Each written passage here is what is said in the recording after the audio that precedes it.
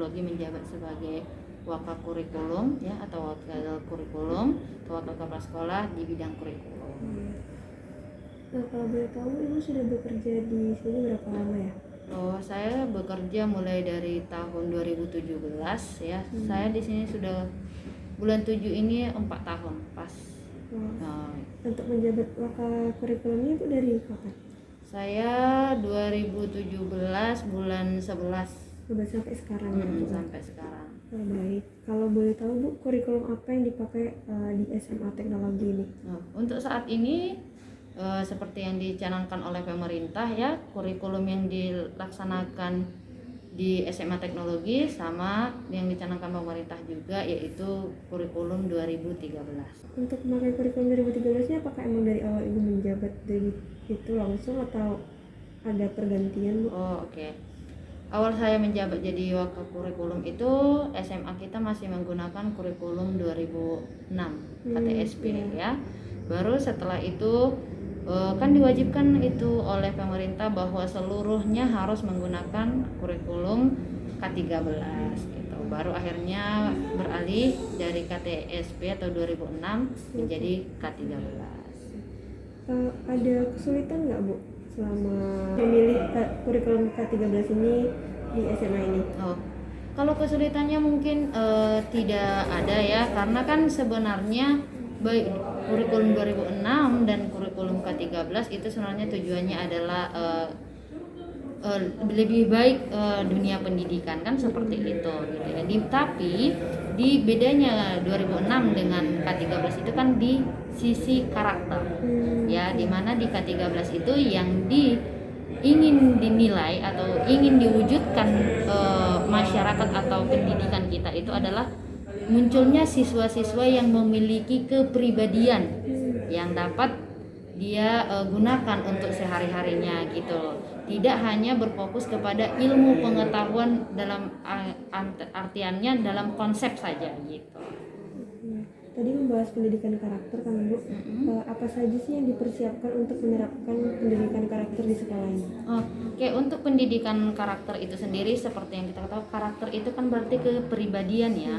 Otomatis yang paling dipersiapkan itu adalah agama ya, di mana pendidikan agama itu adalah pendidikan yang lebih luas ke karakter ya kan, yang akan membuat lahirnya karakter yang bagus gitu. Salah satunya pendidikan agama itu sudah sangat dikembangkan di sini untuk pendidikan karakter anak. Baik itu sudah dibuat contohnya kayak rohis ya, itu kita lakukan setiap Jumat rohis, dan setiap Jumat kita juga melakukan yang namanya baca Yasin bersama.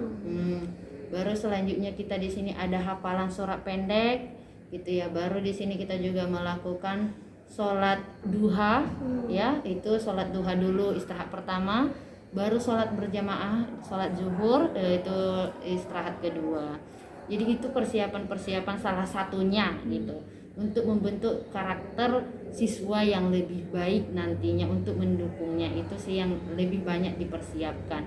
Untuk mata-mata pelajaran yang lain itu lebih dikaitkan ke misalnya ke kehidupan sehari-hari gitu. Kalau dulu kan kebanyakan itu hanya misalnya pengetahuan saja gitu, hanya konsep yang ingin diketahui anak-anak. Tapi sekarang semua pembelajaran itu harus dikaitkan ke kehidupan sehari-hari. Itulah dia yang dimaksud dengan K13 karakter itu.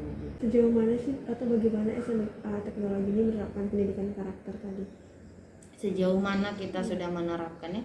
Ya, penerapannya itu tadi contohnya kita anak-anak itu diajarkan bahwa kebersamaan, toleransi beragama gitu ya. Di sini kebetulan kita ada beberapa ya yang non muslim gitu.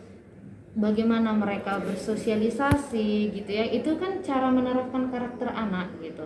Di sini juga bagaimana mereka hadir ke sekolah.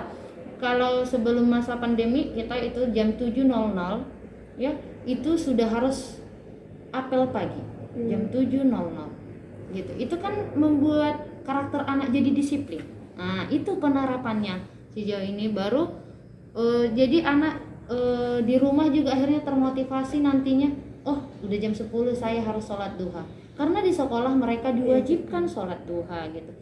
Baru setiap mau mulai pembelajaran kita selalu melakukan yang namanya doa, literasi gitu, baru hafalan surat. Apalagi pas kita mau ujian itu biasanya 30 menit sebelum ujian dimulai kita masuk ke ruangan kelas atau ke ruang ujian, kita harus tadarusan dulu.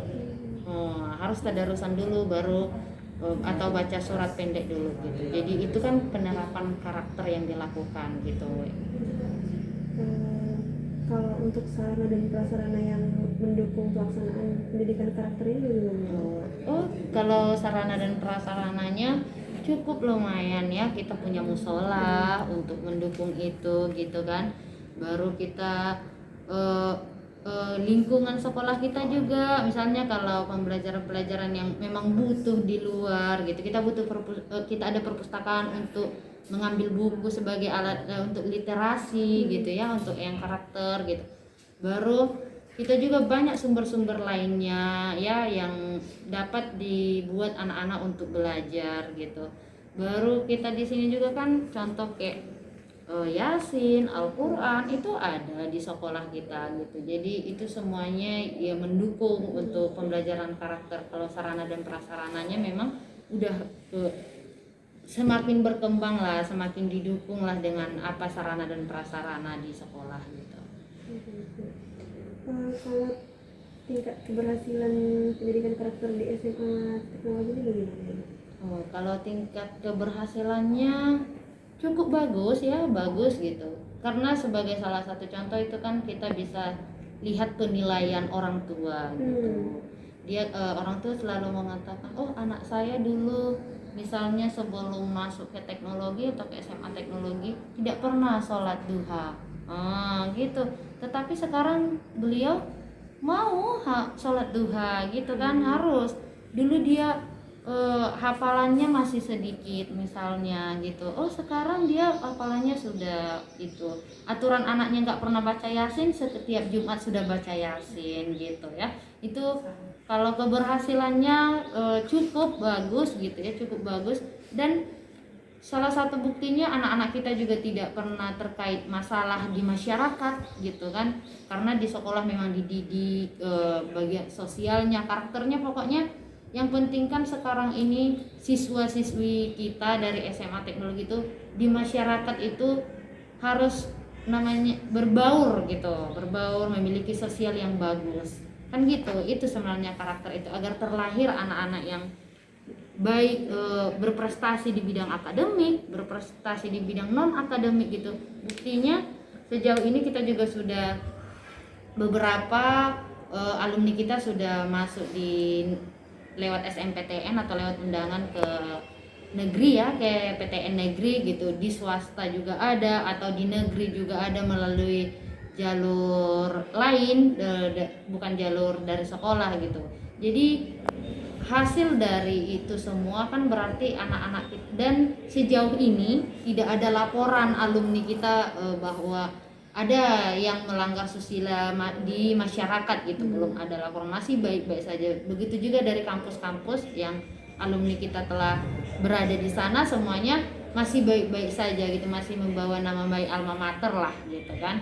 Jadi kalau sejauh ini keberhasilannya sangat bagus ya untuk untuk siswa-siswi. Itu kan dibuktikan dari alumninya, dan prestasi adik-adiknya yang tinggal gitu. Kita dapat bersaing di mana saja. Kalau kendala yang dihadapi dalam menerapkan pendidikan karakter ada nggak ya Bu? Apalagi kan kayak sekarang pandemi gitu ya, nggak bertemu dengan siswa, jadi bagaimana sih pendidikan karakter itu bisa berlanjut terus gitu? Kalau sekarang ya kita bahas sekarang di pandemi gitu ya, ada beberapa, kita tidak bisa mengatakan tidak menemukan kendala, itu pasti ya.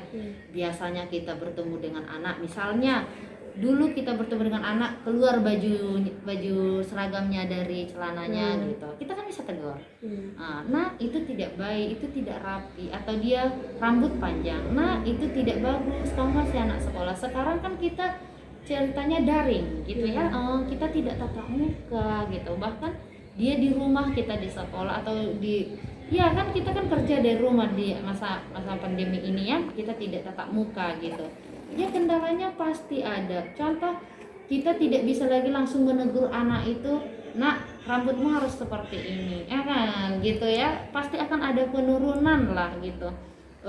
Tapi meskipun seperti itu, kendalanya kan satu di sana, kita kan tidak bisa langsung memberikan pengarahan.